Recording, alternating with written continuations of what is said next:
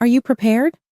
Hold on, I'll be finished soon. It was my parents talking to each other in the living room. My deafness was innate. This was a fact I learned when I was very small. I did, however, begin my education at a deaf school and became proficient in lip reading. This method involves analyzing a person's lip movements to deduce what they are saying. "Good morning, Cheryl," I said with a nod. Usually, I used a speech recognition tool on my smartphone to have discussions with my folks. This was a result of its being the most successful strategy. I, incidentally, never disclosed to my family that I was able to read lips. We're going out together as a family today. Cheryl, hurry up and get changed. Got it. I was ecstatic. I don't usually go out much outside of school. I was not allowed to go out by myself in order to prevent risks. "Where are we going?" I asked my mother after getting ready. That's a surprise for when we get there. I became really excited as I was getting in the car. When was the last time I had experienced such excitement? After 30 minutes, I heard my folks having an amazing chat. "She's so creepy. Hey, that's not good. You know, she's our kid." I was in the rear, and my mother was in the passenger seat, so I couldn't read her lips. Rather, I utilized a translation application to comprehend their exchange.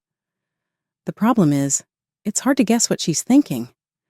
Well, she can't hear, so it can't be helped. My mom turned to face me again.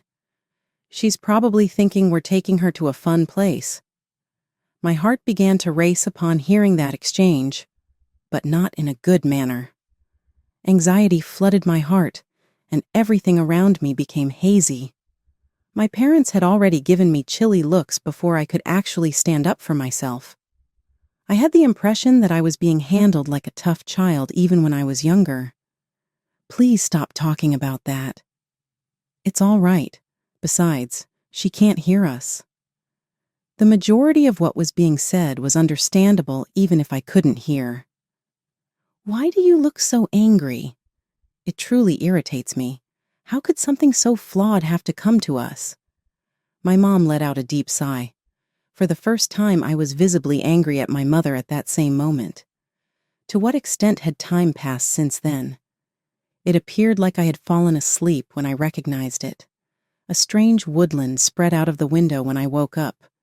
"Look, we'll be arriving soon, so get ready." "All right, I get that. Is this where we're going? How in the world were they organizing?"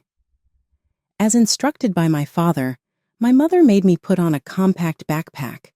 When was it ready? I crept inside and saw my change of clothes crammed haphazardly in with other belongings.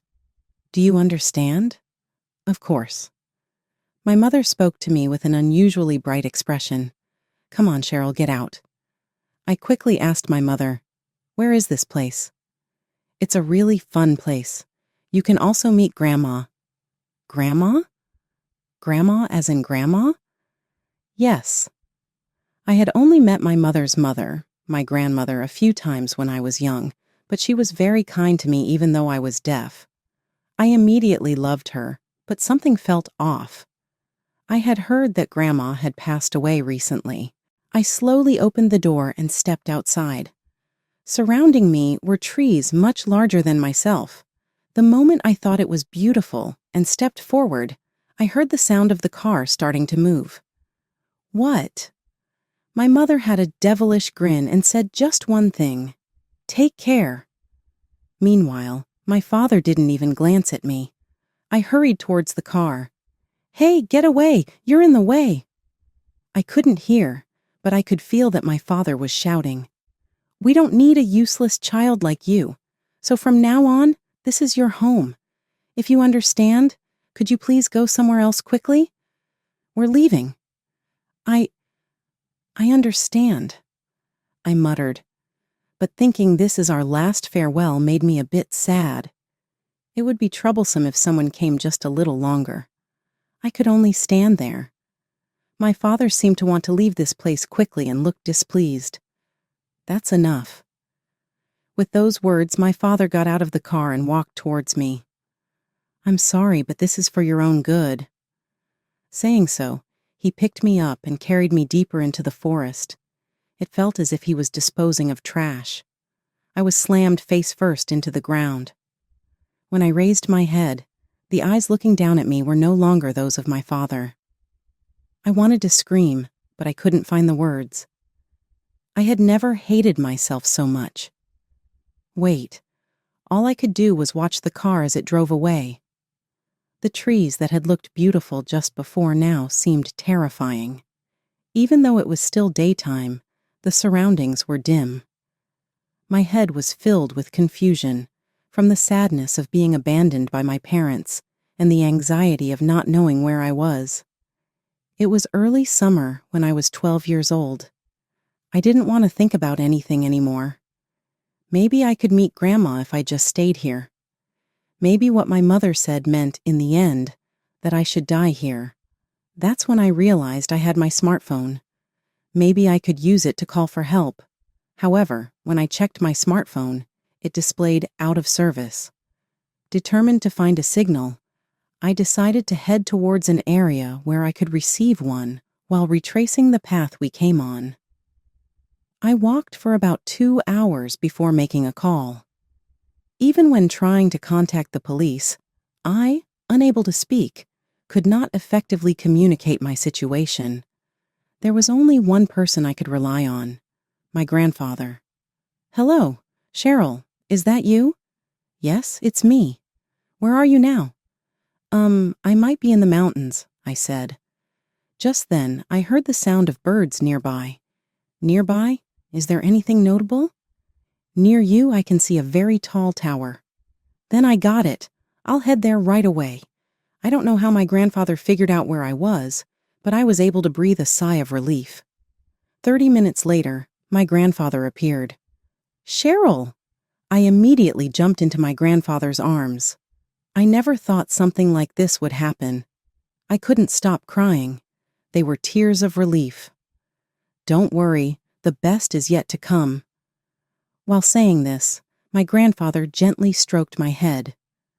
However, his face had an expression as if he was plotting something.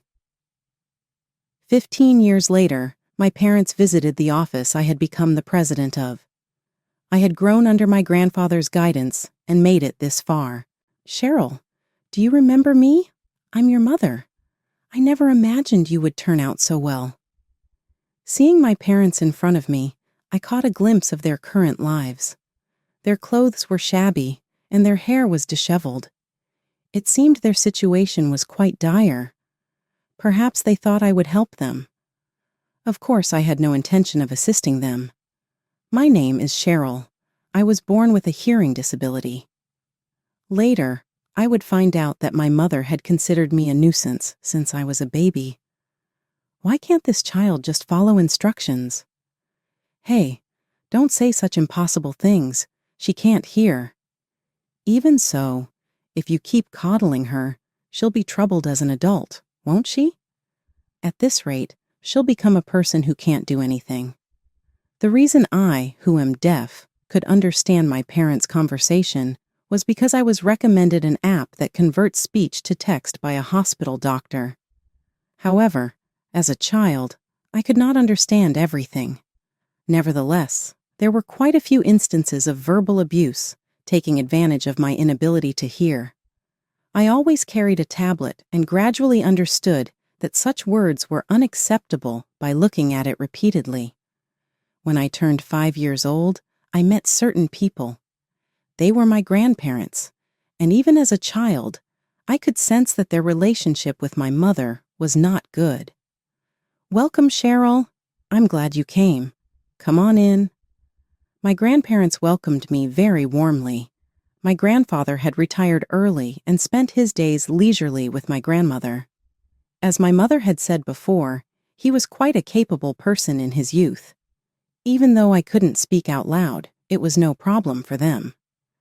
Unlike with my parents, I could communicate using a conversation app, and I didn't feel particularly inconvenienced. I must have fallen asleep while playing because I was completely exhausted. When I woke up, I saw my grandparents and mother having a fierce argument about something. In situations like this, I quietly picked up a nearby tablet and turned it on. Why didn't you bring her here sooner? You could have at least let us know when the child was born. I quickly understood that the discussion was focused on me. We weren't expecting the child to be born with a hearing disability.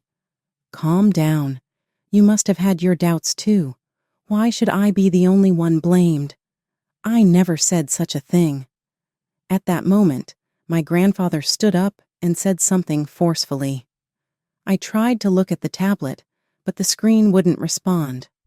Perhaps the battery had died. However, it was clear from my grandfather's angry expression what his emotions were.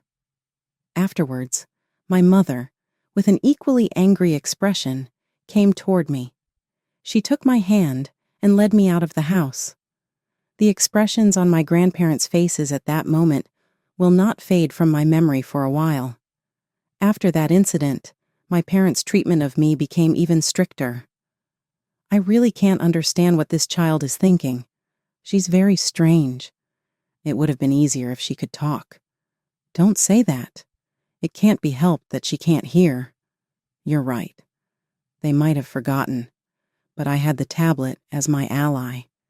Even when I was being scolded with this, I could pretend not to hear and ignore what was being said.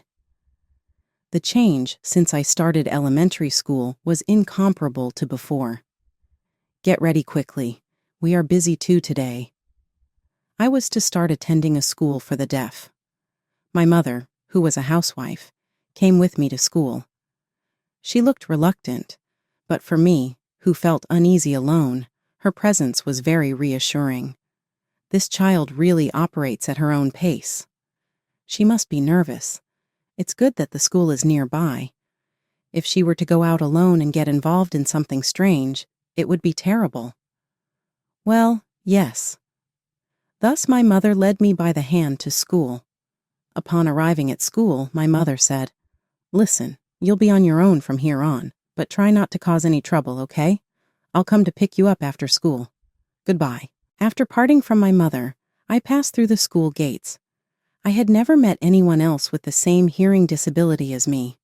With both anxiety and anticipation, I stepped into the classroom, and the day flew by in an instant. How was school today? It was really fun. That's good to hear. I want to learn sign language. My mother suddenly stopped walking and looked at me seriously. Sign language? Well, if you want to start, go ahead. My parents had never taught me sign language, though they knew it. About half of the children in my class were already conversing in sign language, and I felt left out. The app had been helpful up to now, but it had its limits in the school environment. From then on, every day for me was a struggle. I tried to apply what I learned at school at home as well. What are you doing? What's wrong? You're using your hands for something. Oh, Cheryl is practicing sign language. Oh, I think she mentioned something like that. I find it a bit bothersome, so I won't do it. My mother showed no interest, but my father had a different reaction. What does that mean? This represents my name. Oh, really? How do you sign Dad's name? I showed my father the sign language example for his name. Oh, thank you. With those words, my father gently stroked my head. I can't remember the last time I experienced such a heartwarming touch. From that moment, my father became interested in sign language, and my skills improved rapidly as we practiced together. Thanks to this new skill, communication with my classmates became smoother, and going to school became a daily joy. I felt that my relationship with my father had improved from before. One evening, I could tell that my parents were talking in the living room. Recently, don't you think we've been spoiling Cheryl a bit? That's not true. If anything, you've been too soft on her. What you're saying is it's my fault. You haven't been interested until now either. My father retorted. Cheryl is still young, but she's trying hard and working every day. Maybe we could be a bit kinder. I couldn't hear the conversation, but I could sense that they were having a heated discussion. I didn't want my parents to have a rift because of me. After that, I tried to learn sign language on my own. My father looked a bit sad, but if this could improve our relationship even a little, I decided it was worth it. Just as I was thinking about it, my father began to secretly communicate with me using sign language without my mother noticing. Since sign language didn't require speaking, the risk of being discovered was lower. If Dad says it's okay, then maybe it's no problem, I thought. At home, I usually tried to stay quiet to avoid angering my mother, but I gradually started to feel more confident through the time I spent with my father. However, it seemed that my mother did not approve of this change. Listen carefully. I don't know what you were doing with your father, but you better not get carried away, she said sternly. From that moment, my mother's surveillance of me became even stricter. She never hugged me. I could feel when my mother was talking to me, but I couldn't understand or react, which often left my expression frozen. Desperate to be embraced, I earnestly reached out my hands, but I was coldly rejected. Why? I wondered as my mother left my side, not hiding her disgust. In such situations, it was inevitable to feel hurt. One day, I overheard my mother talking to my grandparents. "What's going on all of a sudden?" my grandfather asked. "There's a friend's wedding tomorrow, so I want to leave Cheryl with you," my mother said bluntly. "You come all of a sudden and say that? Couldn't you have contacted us beforehand?" my grandfather questioned. Even to his questions, my mother did not answer. "Please take care of her," my mother said. "We'll come and pick her up tomorrow night." After they left, my grandparents reassured me. "You don't have to hold back here," my grandmother said warmly. "Just as your grandmother says, you can do whatever you like." Taking advantage of my grandparents' kindness, my mother continued to leave me with them regularly. Reunions with my grandparents always brought me joy. However, as my suspicions about my mother increased, my relationship with her worsened. During this time, a significant event occurred. My mother caught my father and me communicating in sign language. "So it was true," she said angrily. "As I warned you before, don't do anything unnecessary." Without warning, my mother grabbed my neck and squeezed it. I couldn't breathe and couldn't resist. At that moment, my father grabbed my mother's arm and pulled it away from my neck. "What are you doing?" my father shouted. His intervention allowed me to escape unharmed. I was in the 5th grade of elementary school then, learning lip reading, a technique to understand what someone is saying by watching their lip movements. "I can't stand it anymore. From now on, I forbid you to talk to Cheryl," my mother declared. "That's going too far," my father protested. "It's not a problem at all," my mother said with a laugh. "You can't resist because when you left Cheryl at her grandparents' house, you were lying too." What did she mean by lying? I wondered. "It was because you were being forceful, but it's true that you were hiding the real reason." "So you're an accomplice too." I could tell everything now. The whole truth was slowly becoming clear. The reasons my mother gave for leaving me at my grandparents' house, weddings, work, were all lies. But now she had no more excuses. I can't think of any suitable reason to leave her there. If I could just leave Cheryl there, I wouldn't have to see her face. My mother sighed heavily. It felt like the heaviest sigh I'd ever heard. "Hey, Cheryl is here too," my father interjected. "It doesn't matter because she can't hear," my mother replied dismissively. "From now on, you'll just have to listen to what I say." My father couldn't argue. After overhearing such conversations, I wasn't surprised when he began avoiding me again, but this time it inflicted a deeper wound on my heart. By the time I was in the 6th grade, we could hardly be called a family anymore. I no longer visited my grandparents or even contacted them. One evening, I handed a school notice to my parents. "What's this, huh?" my father asked. "It's for classroom visitation. They want us to attend." "Huh, well, I'll think about it." A week later, on the day of the classroom visitation, I went to school alone again. Months ago, my mother had ordered me to go to school by myself, and I had no right to refuse. As I left the house, I whispered to myself, "I'm going." The classroom visitation started in the afternoon. One by one, my friends' parents entered the classroom.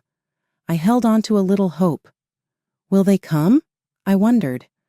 But ultimately, my parents didn't show up. The school bell rang for dismissal, and just as I was about to leave the school gates to go home, something unexpected happened. Someone tapped my shoulder. When I turned around, I saw my grandparents, who shouldn't have been there. I instinctively started speaking to them in sign language. But Grandma, you don't understand it, do you? However, in the next moment, something unbelievable happened. My grandparents responded in sign language. "Why are you here?" "We were worried about you, Cheryl." "But how did you know this place?" "We looked up schools near your home."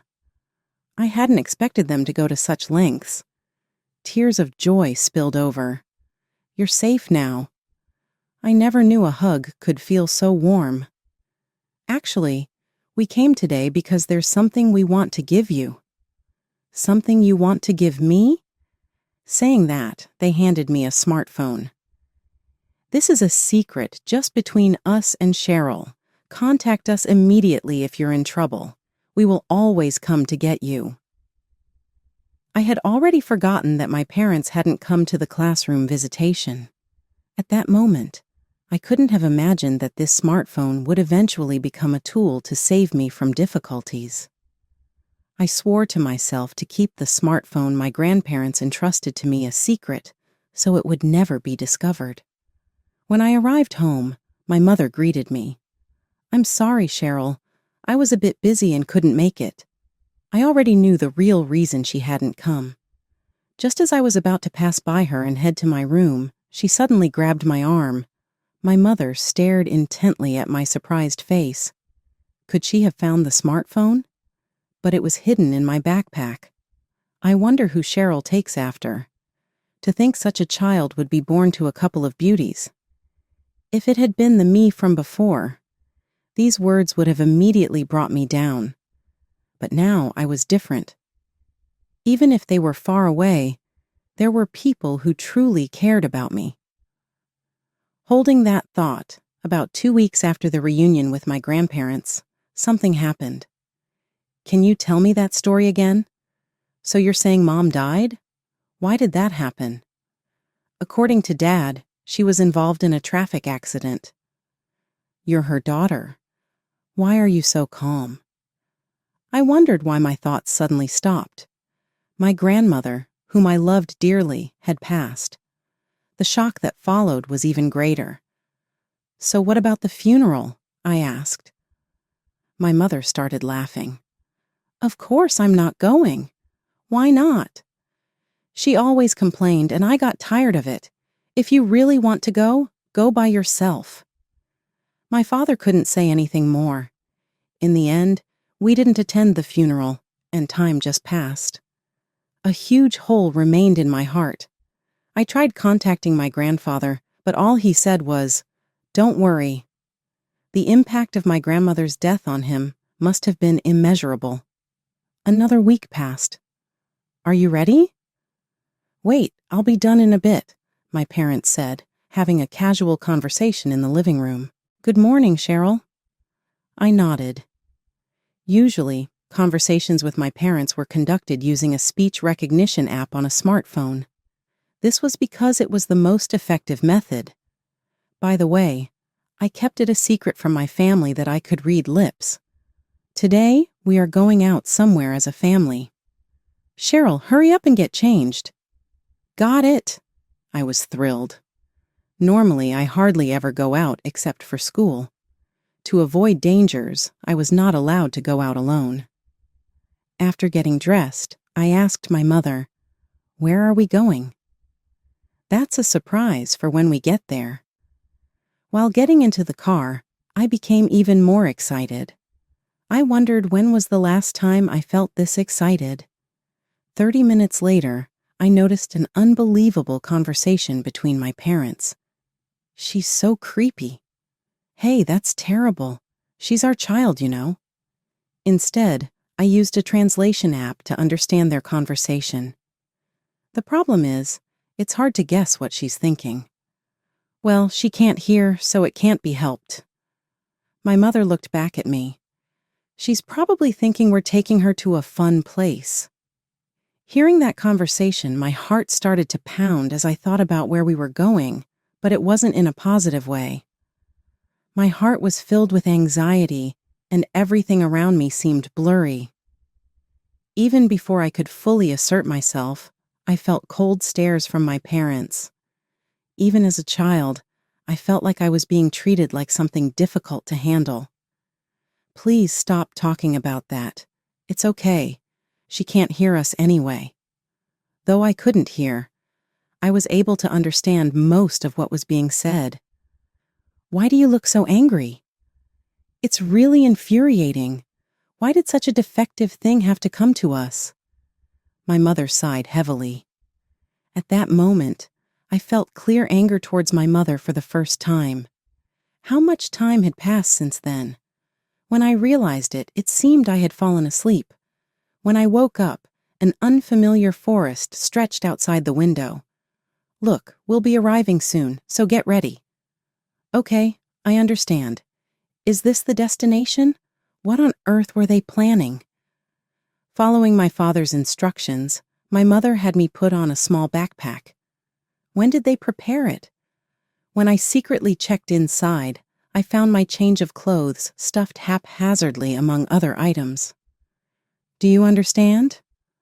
"Of course." My mother spoke to me with an unusually bright expression. "Come on, Cheryl, get out."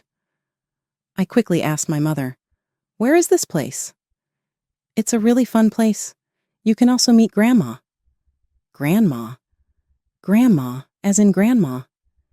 Yes, I had only met my mother's mother, my grandmother, a few times when I was young, but she was very kind to me even though I was deaf. I immediately loved her, but something felt strange. I had heard that Grandma had recently passed away. I slowly opened the door and stepped outside. Surrounding me were trees much taller than myself. The moment I thought it was beautiful and stepped forward, I heard the sound of the car starting to move. "What?" My mother had a devilish grin and said just one thing: "Take care." Meanwhile, my father didn't even glance at me. I hurried toward the car. "Hey, get away! You're in the way!" I couldn't hear, but I could feel that he was shouting. "We don't need a useless child like you. So from now on, this is your home. If you understand, could you please go somewhere else quickly? We're leaving." I understand, but thinking this is our last farewell made me a bit sad. It would be troublesome if someone came. Just a little longer. I could only stand there. My father seemed to want to leave this place quickly and looked displeased. "That's enough." With those words, my father got out of the car and walked toward me. "I'm sorry, but this is for your own good." Saying so, he picked me up and carried me deeper into the forest. It felt as if he was disposing of trash. I was slammed face first into the ground. When I raised my head, the eyes looking down at me were no longer those of my father. I wanted to scream, but I couldn't find the words. I had never hated myself so much. "Wait!" All I could do was watch the car as it drove away. The trees that had looked beautiful just before now seemed terrifying. Even though it was still daytime, the surroundings were dim. My head was filled with confusion from the sadness of being abandoned by my parents and the anxiety of not knowing where I was. It was early summer when I was 12 years old. I didn't want to think about anything anymore. Maybe I could meet Grandma if I just stayed here. Maybe what my mother said meant, in the end, that I should die here. That's when I realized I had my smartphone. Maybe I could use it to call for help. However, when I checked my smartphone, it displayed out of service. Determined to find a signal, I decided to head toward an area where I could receive one. While retracing the path we came on, I walked for about 2 hours before making a call. Even when trying to contact the police, I was unable to speak and could not effectively communicate my situation. There was only one person I could rely on, my grandfather. "Hello? Cheryl, is that you?" "Yes, it's me. Where are you now?" I might be in the mountains." Just then, I heard the sound of birds nearby. "Is there anything notable near you?" "I can see a very tall tower." Then understood, I'll head there right away.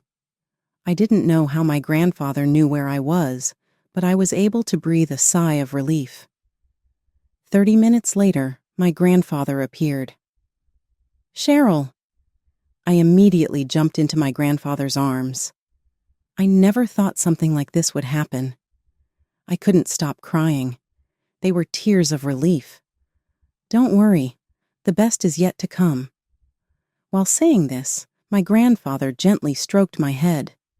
However, his face had an expression as if he was plotting something. At that moment, I asked a question. "How did you know where I was?" "Oh, I heard the sound of birds. It was a bird I often hear in the mountains nearby. Just from that, and there was that tall iron tower. It's well known around here. Well, half of it was also luck. That's why I was safe." After that, my grandfather's expression turned serious. "Cheryl, do you want to go back to that house?" "I don't want to go back." "I see. Then you can stay with me." "Is that okay?" "No problem at all. After all, you are my beloved granddaughter." Upon that, my grandfather contacted my parents. According to him, my parents did not object at all. I felt and knew how trivial my existence was to them. At that moment, a strong desire to prove myself to my parents surged within me. My grandfather understood my feelings and passed on his knowledge and experiences to me. "From now on, you'll do everything yourself." "Yes." When I was in high school, I had the opportunity to hear stories of my grandfather's youth. It seems that when he was young, he played a crucial role in supporting a friend's company. From these experiences, my grandfather was able to teach me profound business knowledge. It's about time. Yes, I understand. Time really flies. I was still in elementary school back then, but I've come this far thanks to you, Grandpa. At the age of 25, I started my own company. 2 years later, on a day that marked 15 years since my parents had abandoned me, they appeared. That day, I was in my office when the door opened and a familiar face appeared. "Cheryl, do you remember me? I'm your mother." I never imagined you would turn out so well. Seeing my parents in front of me, I caught a glimpse of their current lives. Their clothes were shabby, and their hair was disheveled. It seems their situation was quite dire. Perhaps they thought I would help them. Of course, I had no intention of assisting them. I tried to communicate my situation using sign language. "We are family. Don't be so cold." "What is Cheryl saying?"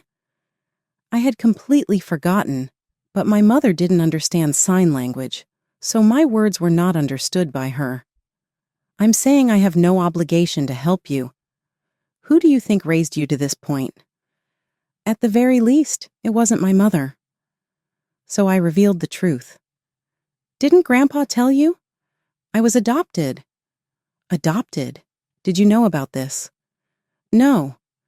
Maybe it was mentioned at some point." My father held his head in his hands. "We have no one else but you, right?" "That's right. When parents are in trouble, it's normal to help, isn't it?